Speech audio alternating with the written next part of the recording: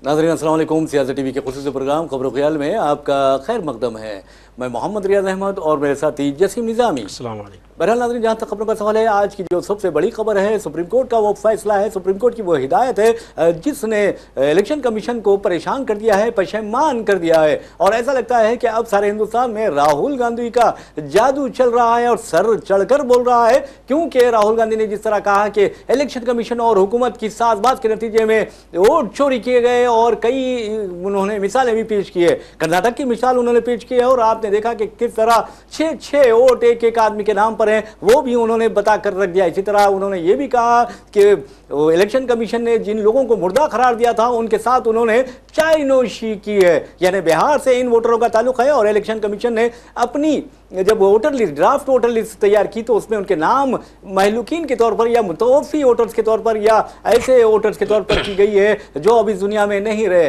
लेकिन राहुल गांधी ने उन लोगों के साथ चाय पीकर इलेक्शन कमीशन को हैरान और परेशान कर दिया है और दूसरी तरफ हुकूमत परेशान हो गई है। और ऐसे में आपने देखा कि सुप्रीम कोर्ट ने जो फैसला दिया है, जो हिदायत जारी की है, इलेक्शन कमीशन से कहा कि विद इन 48 आवर्स यानी 2 दिन के अंदर आपको एक ऐसी फहरिस्त जारी कर देनी चाहिए जो इसमें उन लोगों के नाम हो जिनके नाम हज़फ कर दिए गए। 65 लाख से ज़्यादा लोगों के नाम इलेक्शन कमीशन ने हज़फ किए और मुख्तलिफ बहाने बनाए गए। सुप्रीम कोर्ट ने कहा कि पहले तो आप 2 दिन के अंदर उन लोगों के नामों की फहरिस्त मुख्तलिफ अजला में और गाँव में चिस्पा करें और उसके बाद ये बताएं कि आखिर किन वजूहात की बिना पर इनके नामों को हज़फ किया गया। तब अंदाज़ा लगता है कि इलेक्शन कमीशन की हालत बहुत ख़राब हो गई है और इलेक्शन कमीशन अपने इक़दामात पर पछताने की बजाय उसने सुप्रीम कोर्ट से कहा है कि अगर आप कहते हैं तो हम कर देंगे, आप कहते हैं तो कर देंगे नहीं की बात नहीं है, बल्कि आपको करना है और ऐसा करके ही आप जमहूरियत को बचा सकते हैं। वरना राहुल गांधी जो इल्ज़ाम आयद कर रहे हैं उस इल्ज़ाम को आप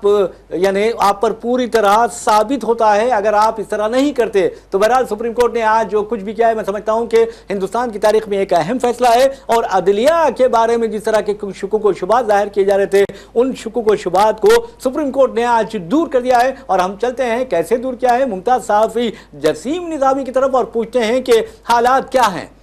जी रियाज साहब, जैसा आपने अभी कहा कि अदलिया ने जो शकूक पाए जा रहे थे अवाम के दरमियान, जो हालात जिस तरह की चल रही थी समात, अभी उससे शकूक पैदा हो रहे थे, लेकिन आज का जो फैसला है वो इस बात को वाज़ेह कर दिया गया है, वाज़ेह हो गया है कि राहुल गांधी अपनी जगह सही है या उनका मुतालबात सही है। चूँकि राहुल गांधी का जो सवाल है वो सियासी सवाल से ज़्यादा या सियासी इल्ज़ामात से ज़्यादा एक जमहूरी सवाल है ना, एक जमहूरी सवाल ज़्यादा है। चूँकि जमहूरियत में हर एक को वोट देने का इख्तियार है। अगर इलेक्शन कमीशन अगर वाकई जानिबदार है तो फिर यकीनन ये सिर्फ एक अपोजिशन का मसला नहीं, राहुल गांधी का अकेले का मसला नहीं, बल्कि पूरे हिंदुस्तानी वोटरों का मसला है ये। जी। क्योंकि जमहूरियत में सिर्फ वोट डालने का नाम जमहूरियत नहीं है, बल्कि वोट जमहूरी उस एतमाद का नाम है, या समझिए कि उस भरोसे का नाम है कि जिसके तहत हर वोटर को इस बात का यकीन हो कि उसका वोट जिसको डाला गया है उसको मुनसिफाना तौर पे पहुंच गया हो। जी। लेकिन यहाँ पर जो है, जिस तरह से जो पिछले कुछ अरसों से जो मसला चल रहे हैं वोट चोरी का, जो ईवीएम मसला, ये जो कंटिन्यू चल रहा था वो अब धीरे धीरे खुल करके सामने आ रहा है। और इस हकीकत को अब जो है सो अदलिया भी तस्लीम करने पे समझी तरह से मजबूर हो गई है। जैसा कि योगेंद्र यादव जी ने या अभिषेक सिंघवी ने या कपिल सिब्बल साहब ने जिस तरह से दलाइल अपने रखे इस हवाले से, वो इस बात को वाज़ेह कर दिया गया है कि हकीकत में इलेक्शन कमीशन यहाँ पर जानिबदाराना रवैया अख्तियार कर रहा था। और उन्होंने जो 11 दस्तावेज मांगे थे उसमें से आधार कार्ड, वोटर ID कार्ड और इलेक्शन क्या है वो राशन कार्ड, इसको उन्होंने सिरे से खारिज कर दिया था। लेकिन आज जो है सुप्रीम कोर्ट ने कहा है कि इलेक्शन कि आप आधार कार्ड को भी उन 11 दस्तावेज में एक आधार कार्ड को भी उसमें शामिल कीजिए, यानी आप अपना नामों का इदराज करा सकते हैं आधार कार्ड के जरिए। जी, बहुत बड़ा फैसला है। जी। और लेकिन जो आपने कपिल सिब्बल की बात की या फिर योगेंद्र यादव की बात की है, योगेंद्र यादव के बारे में कहा जा रहा है कि उन्होंने सुप्रीम कोर्ट में इस कदर दलाइल दिए, और ये भी बता दूं कि उन्हें सिर्फ 10 मिनट का वक्त दिया गया था, लेकिन जजेस ने जब उनकी बातें सुनी तो जजेस को भी एहसास हुआ कि कहीं ना कहीं इलेक्शन कमीशन की गलती है, और इलेक्शन कमीशन और हो सकता है कि किसी के इशारे पर काम कर रहा हो सकता है किसी के जहन में ये बात पैदा हुई होगी। तो बहरहाल उन्होंने आधे घंटे तक पूरी तरह समझाया और समझा कर ये बताया कि किस तरह इलेक्शन कमीशन लोगों के साथ नाइंसाफी कर रहा है, और हो सकता है कि वो किसी के इशारे पर काम कर रहा होगा, और उसे रोकने के लिए सुप्रीम कोर्ट ही एक वाहिद उम्मीद की किरण है, और उसी उम्मीद की किरण से ये उम्मीद रखते हैं कि सुप्रीम कोर्ट उन लोगों को बचाएगा जिनके नाम हज़फ कर दिए गए। जी, पिछले दिनों सुप्रीम कोर्ट ने एक अच्छा रिमार्क किया था, आपको याद होगा। उन्होंने कहा था कि हिंदुस्तानियों क्या हम सरपरस्त हैं, हिंदुस्तानी आवाम के सरपरस्त हम हैं, और इसी चीज़ को साबित किया है ये जो इन राहुल गांधी और जो अपोजिशन पार्टी के जो वकला हैं उन्होंने साबित कर दिया। क्योंकि यहाँ पर सबसे बड़ी बात ये थी कि 65 लाख अफराद के जो नाम निकाले गए थे, तो ड्राफ्ट लिस्ट में जिनके नाम है, तो ड्राफ्ट लिस्ट में जिसके नाम है उनके भी नाम 30 सितंबर के बाद रहेंगे नहीं रहेंगे ये बोलना मुश्किल था, क्योंकि अब सारा खेल जो है सो ईआरओ के हाथ में चला गया है। ईआरओ के पास एक वीटो पावर चले गया कि भाई वो जिसको चाहे रखे, जिसको चाहे निकाल दे। अब चूंकि उसके पास जाहिर सी बात है बिहारियों के पास, जो बिहारियों की जो अक्सरियत है उनके पास उन 11 दस्तावेज में से तकरीबन दस्तावेज नहीं पाए जाते हैं। तो यहाँ पर अपोजिशन कायदीन ने ये बात को अच्छी तरह से महसूस कर लिया, और आवाम भी इस बात को अच्छी तरह समझ रही है कि यहाँ पर जो पैटर्न है अपनाया गया है, ये महाराष्ट्र या बेंगलोर, कर्नाटक या हरियाणा की तरह नहीं है। वहां पर क्या हुआ, महाराष्ट्र में वोट को बढ़ा करके पेश किया गया, वोट को बढ़ा करके इख्तियार हासिल किया गया, और यहां पर क्या है, वोट को कम करके इख्तियार पर कब्जा करने की कोशिश की जा रही है। तो इस चीज को अपोजिशन ने अपने दलाइल से साबित कर दिया है कि ये चीज़ जो है सो नामुमकिन और गलत तरीका इख्तियार किया गया है। अब यहाँ पर एक थोड़ी सा और क्लियर करना चाहता हूँ हमारे रियाज साहब, जिस तरह से आसाम में आप गौर करे होंगे, अभी क्या है कि वहाँ पर जो फ़िरका परस्त ताकतें हैं या जो हुकूमत के जो हिमायत याफ्ता जो मीडिया है वो ये प्रोपेगेंडा कर रही है कि इस चीज़ से अगर कुछ नुकसान होगा तो ज़्यादातर मुसलमानों को नुकसान होगा, अक़लियतों को नुकसान होगा,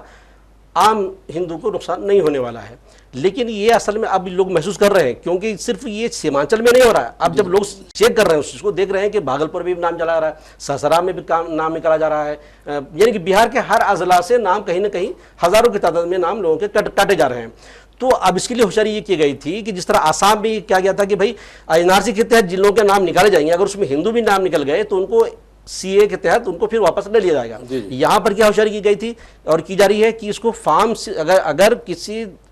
हिंदुओं का नाम निकल गया या उन वोटरों का नाम निकल गए जो बीजेपी की हिमायत याफ्ता वोटर्स हैं, तो उनके नाम फॉर्म 6 के तहत फिर से दाखिल कर दिए जाएंगे। तो ये जो कंपैरिजन करने की गई, ये अल्हम्दुलिल्लाह वहाँ के जो वकला है उन्होंने ये इस चीज़ को वाज़ेह कर दिया है। बहरहाल नाज़रीन, आपको बता दूं कि जहाँ तक वोट का सवाल है, वोट एक अमानत होती है। वोट आपको बता दूं कि हिंदुस्तान को बचाने का एक हथियार है, और उन फ़िरका परस्त दरिंदों से जो हिंदुस्तान को तबाह व बर्बाद करना चाहते हैं, अपनी पॉलिसी के जरिए अपने लोगों को मजहबी खतूत पर तकसीम करते हुए वो हिंदुस्तान की बर्बादी चाहते हैं। लेकिन आप याद रखिए, वोट के जरिए आप उन ताकतों का मुकाबला कर सकते हैं। वोट आपके पास हथियार है, और इस हथियार को अगर कोई छीनना चाहे तो यकीन मानिए कि हमारे पास सुप्रीम कोर्ट जैसी अदालत है, यानी अदालत उज़्मा है। अदालत उज़्मा से रुजू हो सकते हैं और रुजू होकर राहत हासिल कर सकते हैं। हम सलाम करते हैं सुप्रीम कोर्ट को आज के फैसले के लिए, कि आज की हिदायत के लिए, कि उसने न सिर्फ इलेक्शन कमीशन को परेशान कर दिया है, पशेमान कर दिया है, बल्कि उन लोगों को भी उनके चेहरों पर एक जोरदार तमाचा रसीद किया है जो चाहते हैं कि SIR के जरिए हकीकी जो वोट यानी राय दहिंदे हो उनके नाम हज़फ कर दिए जाएं। और आप देखेंगे कि मुसलमानों को निशाना बनाने के लिए ये किया गया, लेकिन हिंदू भी उसकी जद में आ गए। अब हिंदू भाइयों को भी एहसास हो चुका है कि यह हुकूमत ना हिंदू की है ना मुसलमान की है, ये हिंदुओं की हमदर्दी का दम भरती है, मंदिर मस्जिद करती है, लेकिन इसे सिर्फ और सिर्फ अपने इख्तिदार से, अपने एजेंडे से और अपने यानी बका का जो है उससे वास्ता है, किसी और से वास्ता नहीं है। अगर यह हुकूमत हिंदुओं की हमदर्द होती तो यकीन मानिए कि कोरोना वायरस के दौरान 5,75,000 से ज़ायद, सरकारी आदाद शुमार बता रहा हूँ मैं, 5,75,000 से ज़ायद जो लोग अपनी जिंदगियों से महरूम हुए उसमें हिंदुओं की अक्सरियत थी। हद तो यह है कि दारुल हुकूमत दिल्ली जहां पर बीजेपी का कंट्रोल पूरी तरह है, वहां पर आप देखेंगे कि एक शख्स भूख की मारे आपने देखा कि हादसे में यानी किसी लारी या ट्रक के नीचे आकर हलाक होने वाले कुत्ते का गोश्त खा रहा था। तो क्या हिंदुस्तान की तारीख में आपने कभी ऐसा मंजर देखा था इस तरह की भूख का? और उसके लिए कौन जिम्मेदार है आप अच्छी तरह जानते हैं। लॉकडाउन का गैर दानिशमंदाना फैसला वज़ीर आज़म नरेंद्र मोदी ने किया था और नतीजे में गरीब भूखा कुत्ते का गोश्त खाने पर मजबूर हो गया था। तो ये होते है, मैं समझता हूं कि अगर कोई अच्छा हुक्मरान होता तो इस तरह के कोई फैसले नहीं करता, बल्कि अवाम की बहबूद के लिए काम करता और वोट काट के या वोट काट के हज़फ करके अपने मकासद की तकमील नहीं करता। हम सलाम करते हैं फिर सुप्रीम कोर्ट को कि सुप्रीम कोर्ट ने बहुत अच्छा फैसला दिया और उम्मीद है कि आने वाले दिनों में भी सुप्रीम कोर्ट इसी तरह के फैसले जारी करते हुए हिंदुस्तान की जमहूरियत को, हिंदुस्तान की सेक्युलरिज्म को, हिंदुस्तान की गंगा जमनी तहजीब को और हिंदुस्तान की जो आवाम के अज़ाइम हैं या उनके इरादे हैं उसे कामयाब बनाएगा। बिल्कुल बिल्कुल, जैसा आपने अभी कहा कि सुप्रीम कोर्ट को इस मसले पर सलाम अर्ज़ है। देखिए असल में ये हुआ कि ये आज का जो फैसला है, इस फैसले से सिर्फ इलेक्शन कमीशन को पशमाइन तो हुई होगी, इसके साथ साथ सबसे बड़ा झटका बीजेपी को है, क्योंकि बीजेपी वहां पर किसी भी तरह से इख्तियार पर कब्जा करना चाहती थी बगैर किसी बैसाखी के। लेकिन मैं समझता हूं कि आज का जो फैसला है वो आने वाले चुनाव पर इसका बहुत ही मुस्बत असरात मुरतब करेगा। और जहाँ तक इस फैसले का ताल्लुक है रियाज साहब, मैं समझता हूँ कि राहुल गांधी और अपोजिशन जमातों का जो इत्तेहाद है, और अभी 17 तारीख से बिहार में जो है वोट अधिकार यात्रा भी शुरू होने वाला है, और ये मुसलसल यानी कि तहरीक की शक्ल इख्तियार करती जा रही है। और आप गौर किए होंगे जब भी इस तरह के मसाइल पैदा होते हैं तो बिहार में जब किसी तहरीक को पकड़ लेते हैं ना, तो वो उसको अंजाम तक पहुंचा करके छोड़ते हैं, बहुत जोर पकड़ती है, बहुत जोर पकड़ लेती है। और वहाँ के जो दलित है, जो पसमानदा तबकात है, जो ट्राइबल्स है, जो अति पिछड़े तबका जिसे कहा जाता है, उनको ये अच्छी तरह एहसास हो गया है कि जब यानी कि बीजेपी इख्तियार में आती है या उसको इख्तियार मिलता है तो वो उसके हकूक़ को गसब करने का कोई ना कोई रास्ता तलाश करती है। आप गालिबन आज ही गालिबन हिंदुस्तान टाइम्स के अपने रिपोर्ट में पढ़ा होगा कि फिर से इलेक्शन तहफ़्फ़ुज़ात जो इलेक्शन है,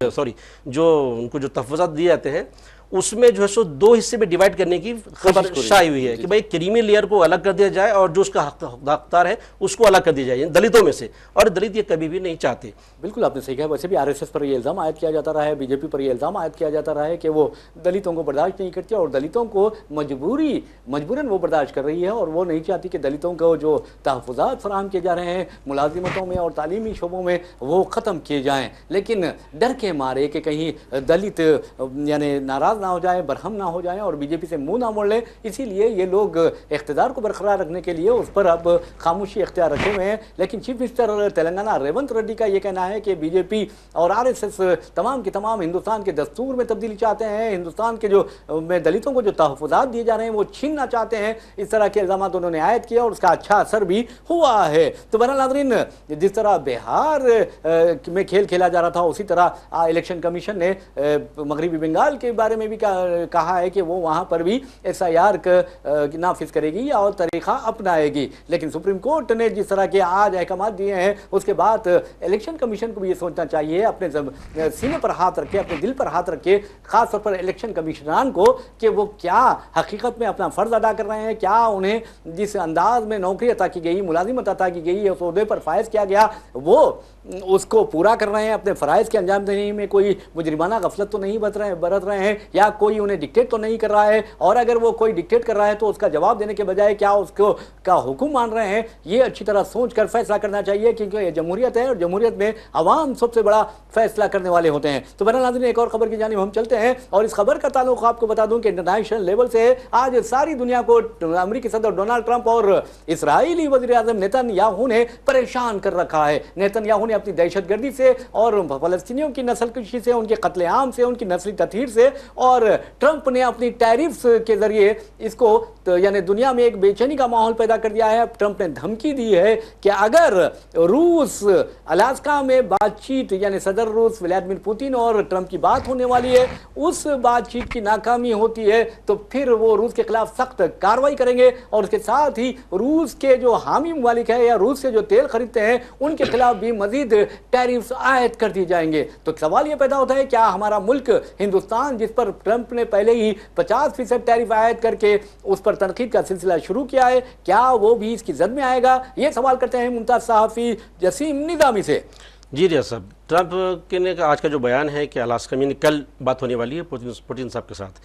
तो ये जो उन्होंने जो रब्त पैदा किया है कि भाई अगर कल के बातचीत अगर नाकाम होता है तो हिंदुस्तान पर मजीद टैरिफ लगाएंगे। इसका मतलब हिंदुस्तान कैसे होगा ये तो अभी फिलहाल समझ से बाहर है। लेकिन रूस पर उन्होंने कहा कि संगीन यानी बहुत ही खतरनाक इक़दाम करेंगे। जी जी जी जी मगर यहाँ मसला ये है कि हिंदुस्तान का जो टैरिफ आयद किया गया है 50%, वो उसको नाफिज होने में मैं समझता हूँ कि मज़ीद हफ्ता 10 दिन और बाकी रह गया है। 27 तारीख से वो नाफिज होने वाला है। और हमारे पास जो मुहिम चले जा रही है कि भाई अगर ट्रंप अगर अपनी टैरिफ से बाज अगर नहीं आते हैं तो हम उनके सामानों का बायकाट करना चाहिए, अमेरिकन मसनूआत का बायकाट करना चाहिए, और हमको उसके बजाय चीन की तरफ तवज्जो देनी चाहिए, या चीन के अलावा और जो दूसरी जो मार्केट है उस पर तवज्जो देना चाहिए। यहाँ पर मैं थोड़ा सा वक्त लेना चाहूँगा हमारे रियाज साहब, नाज़रीन को ये मोटा मोटी मैं समझाना चाहता हूँ कि यहाँ पर जो मेन मसला है वो ट्रंप नहीं है। मेन मसला जो है, सब जो खतरा है वो असल में चीन है। अब आप गौर कीजिए, मैं एक मोटा मोटी बताना चाहता हूँ कि अभी हमारा जो पहले जो इंपोर्ट था चाइना से, उसमें बढ़ोतरी हुई है, और जो एक्सपोर्ट था उसमें हमारा जो है ना कम हुआ। यानी फाइनेंशियल ईयर 2021-22 का अगर आप आंकड़ा उठा के देखें तो उसमें उस वक्त क्या था कि हमारा जो इंपोर्ट था वो $65 बिलियन था, और अभी 2024 का जो आदत शुमार जो सामने आए, 25 का तो अभी चल ही रहा है, 2024 के जो आदत शुमार आए हैं उसमें है कि $102 बिलियन का जो माल है वो चाइना से हम हिंदुस्तान इंपोर्ट करता है, यानी 65 से डायरेक्ट 102 बिलियन हो गया है। और जबकि हम जो एक्सपोर्ट करते हैं चाइना को, जो हमारा जो एक्सपोर्ट है उसका जो लेवल है वो 21 बिलियन से घट करके 16.5% पर आ गया है। अब आप देखिए, एक तरफ जहां पर हम सामान चाइना को जो एक्सपोर्ट करते हैं उसको जो है सो हम उसमें कमी आ रहा, और चाइना हमारे मार्केट पर लगातार कब्जा कर रहा है, इतना कब्जा कर रहा है कि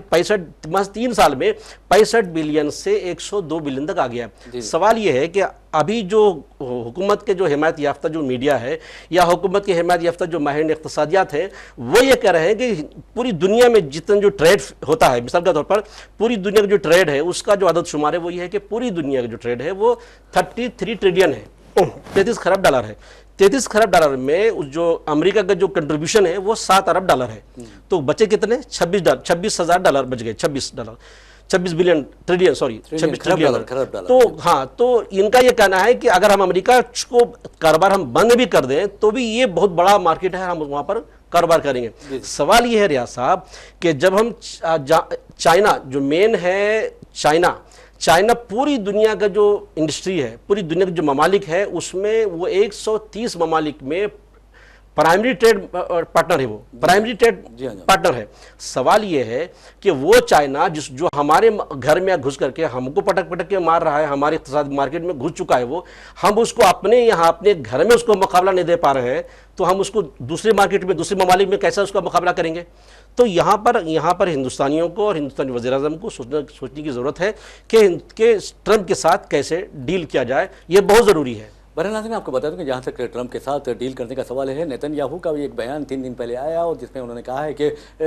ट्रंप को किस तरह समझाया जाना चाहिए, ने बल्फाज दीगर किस तरह बेवकूफ़ बनाया जाना चाहिए वो मुझे पता है, और मैं वज़ीर आज़म नरेंद्र मोदी को ये फार्मूला आप बता दूंगा, लेकिन प्राइवेट में बताएंगे, वो बरसरे आम नहीं लाएंगे या मंजर आम पर नहीं लाएंगे। तो बहरहाल जहाँ तक जसीम निज़ामी साहब ने कहा है कि किस तरह चीन हिंदुस्तान को लूट रहा है, और हिंदुस्तान है कि बड़े आरामी से चीन को लूटने का मौका दे रहा है, और इसके लिए कौन जिम्मेदार है? इसके लिए जिम्मेदार होती है हुकूमत, वज़ीर आज़म नरेंद्र मोदी, और उनकी इक़्तिसादी पॉलिसी जिम्मेदार होती है। अरे चीन हम पर, हमारे मुल्क में दरअंदाजी कर रहा है, पाकिस्तान को हमारे खिलाफ हथियार दे रहा है, पाकिस्तान की जंग चीन खुद लड़ रहा है, एक नियाबती जंग लड़ रहा है, उसके बावजूद भी हमारे वज़ीर आज़म नरेंद्र मोदी चीन के खिलाफ कोई बात नहीं करते, यहाँ तक कि चीन के खिलाफ बात करते हैं ना अमेरिका के खिलाफ बात करते हैं। तो उस बारे में RSS को भी बेनकाब करना चाहिए, कांग्रेस का ये फर्ज बनता है, अपोजिशन कायदीन का ये फर्ज बनता है कि हिंदुस्तानियों को घर घर पहुंच कर ये बताएं कि चीन हमें लूट रहा है, लेकिन वज़ीर आज़म नरेंद्र मोदी खामोश है, उनकी हुकूमत खामोश है, उनकी जो खारजा पॉलिसियां हैं उसकी वजह से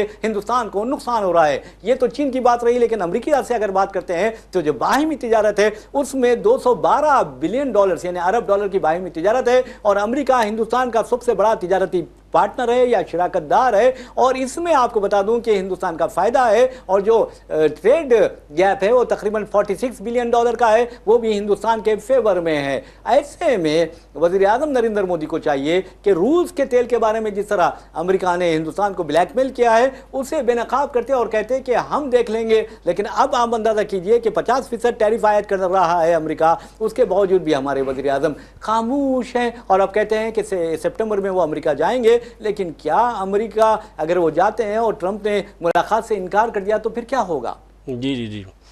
जैसा कि आपने कहा कि ट्रंप की जानिब से कंटिन्यू जो है ना टैरिफ आयद करने के बावजूद भी हमारे वज़ीर आज़म उसका जवाब देने से कासिर हैं, और बजाय जवाब देने के आप क्या कर रहे हैं, चीन जा रहे हैं ताकि उसके सौदेबाजी किया जा सके। मसला ये होता है कि आपकी पॉलिसी नाकाम होती क्यों है। आप दुनिया ने देख लिया है कि पिछले 11-12 सालों में जो खारजा पॉलिसी जो इख्तियार की गई है वो तमाम पॉलिसी में जज्बात और ज़्यादा है, हकीकत से ज़्यादा जज्बात। आप गौर करे होंगे जब भी चीन से कोई मसला दरपेश होता है, जैसे कि वादिया गलवान में जब हुआ था, उसके बाद से मुहिम चलाई गई थी कि भी चीनी अशिया का बायकाट किया जाए, जबकि आपके पास उसका अल्टरनेट है ही नहीं है, तो उसको बायकाट करेंगे इसे। अच्छा, जब फ़लस्तीन पे जब गज़ा ने जब इसराइल ने जब हमला किया तो मुसलमानों ने, पूरी दुनिया के मुसलमानों ने इसराइली मसनूआत की बायकाट की है, अमेरिकी मसनूआत की बायकाट की अपील की। तो उस वक़्त क्या गोदिया मीडिया क्या कर रहे थे कि खुशियां मना रहे थे कि ऐसा नहीं। तो सवाल ये है कि अब आप कह रहे हैं कि अमेरिकी मसनूआत का बायकाट किया जाए, चीनी मसनूआत का आप भूल गए। अरे कोका कोला का बायकाट किया बजाय ये कहा जा रहा है। जी जी जी जी, ये जबकि आपके पास पॉसिबल है, आप किसी चीज़ का अल्टरनेट आपके पास है ही नहीं, तो आप कहाँ से उसका बायकाट करेंगे। आपकी जो पॉलिसी है वो नफरत पर मबनी पॉलिसी है, और ये नफरत की पॉलिसी जब भी अख्तियार करेंगे इसमें कामयाबी आपको नहीं मिल सकती है। जी जी जी जी। बहरहाल नाज़रीन, एक और खबर की जानिब हम चलते हैं, लेकिन आपको बताते हैं कि इसराइल मुसलसल फ़लस्तीनियों का कत्लेआम कर रहा है, उनकी नस्ली तथहीर कर रहा है, और आप देखेंगे कि बच्चों को, वो मासूम बच्चों को कत्ल करता जा रहा है। यानी अब इसराइल ने गज़ा को अपनी मख्तलगाह बना दिया है, यानी फ़लस्तीनी बच्चों की मख्तलगाह बना दिया है। और ऐसे में आप अगर इंसानियत ज़िंदा है तो समझिए कि ये बहुत बड़ी बात है, ताहम ऐसा लगता है कि इंसानियत मर चुकी है और जो हुक्मरान हैं उनका ज़मीर मुर्दा हो चुका है। मिसाल के तौर पर छोटे छोटे बच्चों को वो शहीद करता जा रहा है, लेकिन दुनिया खामोश है। अच्छी बात यह है कि अब यूरोपियन कंट्रीज़ के जो लोग हैं वो उठकर इसके खिलाफ एहतजाज कर रहे हैं और कह रहे हैं कि इसराइल बच्चों का कातिल है। और आपको ये बता दूं कि प्रियंका गांधी ने तो बहुत प्यारा काम किया है, उन्होंने भी इसराइल को कातिल करार दिया, और जिसके जवाब में इसराइल का जो सफ़ीर है